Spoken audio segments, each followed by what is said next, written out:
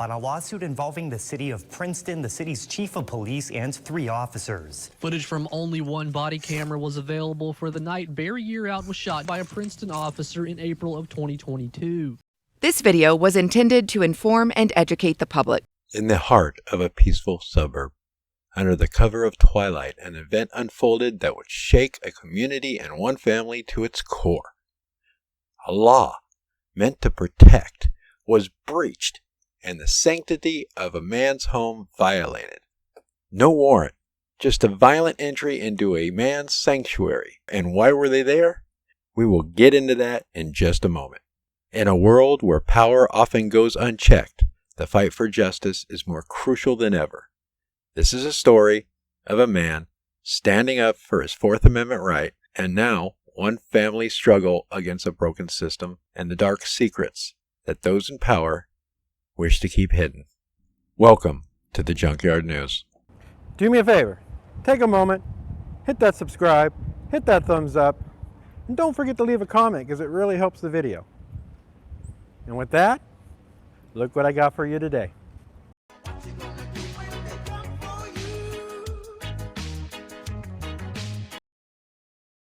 Hello everybody. First, I'd like to introduce you to a man named Barry Yearout. Mr. Yearout is no longer with us due to an officer-involved shooting back in 2022. Now, the family attorney has released the one and only body camera video that they received in discovery. There's speculation that the officer that fired his weapon possibly got rid of the evidence to avoid possible prosecution. Barry Yearout was shot and killed by a Princeton police officer back in April of 2022. Officers responded to a home on North 5th Street after a neighbor had complained that Mr. Yearout had caused some minor property damage to their yard with his ATV. When officers arrived and spoke to Mr. Yearout through a window, he claimed that he did not ride his ATV anywhere but on his property and that the hill he rode up to park his ATV was in fact his property. After reviewing the video, I can't help but think that this whole thing was a civil matter. If Mr. Yearout had actually caused damage to a portion of his neighbor's lawn by driving his ATV across a section of it to get up to his residence, the neighbor could have simply have had the officers write a report about it and gone into this as a civil matter. According to news agencies, Mr. Yearout was no stranger to law enforcement and has had interactions in the past. It is claimed that through his social media posts, the local officers did not care for him too much, and some speculate that they were looking for any reason whatsoever to do him harm. In the body cam video, the officers arrived to speak with Mr. Yearout about what the neighbor claims. Mr. Yearout, who speaks to the officers through an open window, claims that he did not damage or ride on his neighbor's property, he was just on his own, and that he owns the hill that he rode up. As the conversation started to lead into an argument, one officer decides he's had enough and claims to Mr. Yearout, "I'll just call a wrecker and have your ATV towed off your property." No, quit driving it through their yard, man. To whose yard? The neighbors. We see the I tracks. haven't been down through the yard. This is my yard. That's my hill. Not the back end There's of an the... alley. Off and get out of my land. Cool, Get off my I'll land. take your four-wheeler. Now granted, the police at that time had no court order for the seizure of any property. The officers did not witness the event. It did whatever criminal act or whatever vandalism or whatever damage that was caused was not done in the officer's presence. The officers have no first-hand knowledge of anything. They're just going by what a neighbor claims. But as some speculate, the police were biased because they did not like Mr. Yearout one bit. As the officers decide to trespass on this man's property and walk to the side of the property to get closer to the ATV, Mr. Yearout steps out to a second-store balcony and starts telling the officer, "Don't touch my property, don't touch my ATV." There ain't been nobody's done nothing. You pulled your weapon at me. Yep, come to the door. You're going to jail. After some more words are exchanged, 2 officers proceed to go to the front door where Mr. Yearout's other half had stepped out. Once she realized she had made a mistake and shouldn't have come outside, she tries to once again go back in the home, opening the door to which the officers try to follow her inside without a warrant, and she yells out to them, "Don't go in the house." You're not coming in. You're not coming in. In other words, they had no consent to enter, and at that time, the officers had no warrant. But they were bound and determined to take this man into custody. And for what? For his mouth. That's right, his First Amendment right. They didn't like what he said on the balcony.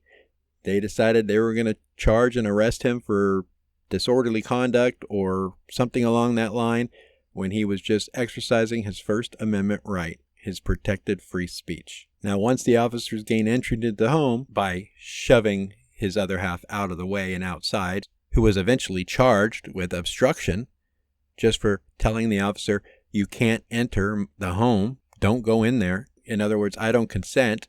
Well, I guess to these officers, that is now obstructing a police officer in the performance of his so-called duties. Again, he didn't have a warrant, and you can't arrest somebody for free speech. Now, the lead officer, upon entering, now it is claimed by the officer, of course, that Mr. Yearout swung the bat at him, and that's why he fired. But of course, the only body cam video that we got, the only body cam video that was provided to the attorney, isn't worn by the shooter. It's actually worn by the second officer, and you can't see anything. But again, thanks to what some claim are missing and destroyed videos, we will never see the first-person view from the eyes of the officer that pulled the trigger. So there you have it. The cops don't like what this man said, decided to attempt to arrest him on some BS charge of disturbing the peace merely for exercising his First Amendment right at the cops, directed at the police.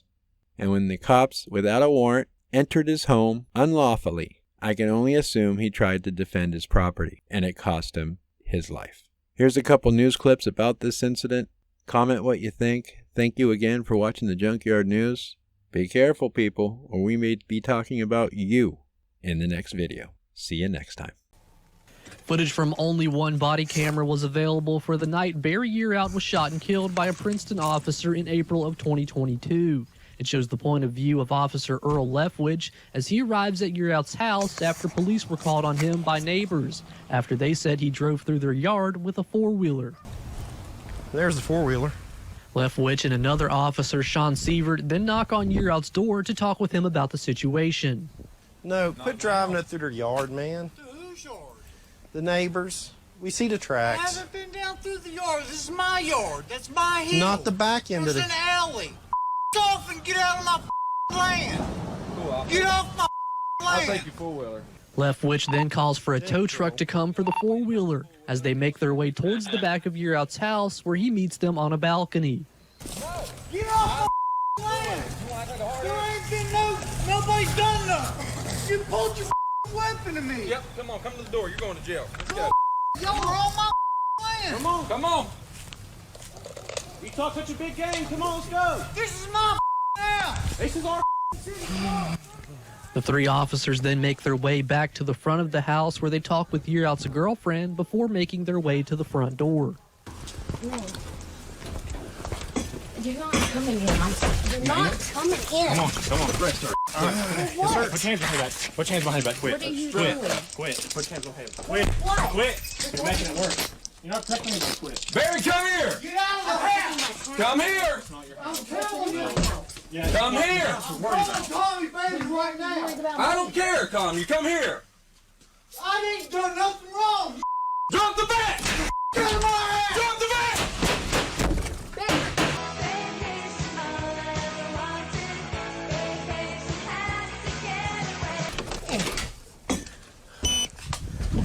Barry, get down. Now, a lawsuit has been filed in the U.S. District Court for the Southern District of West Virginia. The lawsuit was filed by Rebecca Yearout and lists the city of Princeton, Princeton's chief of police, Tim Gray, Sean Sievert, Officer Earl Leftwich, and Patrolman Z. Jones. The lawsuit alleges 9 counts against those involved in the lawsuit. Among those, it's alleged that Sievert purposefully deleted his body camera footage to avoid potential prosecution after shooting Yearout. In a December 2023 deposition of Sievert, he claims he was not wearing a body camera that night, despite it being department policy to wear one. The lawsuit also alleges officers violated Yearout's Fourth Amendment right after they illegally trespassed on Yearout's property and entered his home without a warrant and used unnecessary deadly force. In the same count, the lawsuit says the officers involved had ill feelings toward Yearout for negative posts made on social media about local law enforcement. In the lawsuit, it's alleged that Chief Gray is responsible for negligent training and supervision of officers, saying that the city and Gray have trained officers that it's legally okay to arrest people for exercising their First Amendment rights, adding that Gray knew about the intent to harass Yearout for his comments about police but took no action to stop the officers from traveling to Yearout's house to harass and retaliate against him. In Sievert's deposition, he said Yearout fled into the house from his deck after yelling and using coarse language at police to leave his property. The lawsuit says another woman at the home tried to block Sievert and told him he could not go into the house to arrest Yearout. The deposition says she was arrested for obstruction. Sievert said Yearout was breaching the peace, which is why they were arresting him.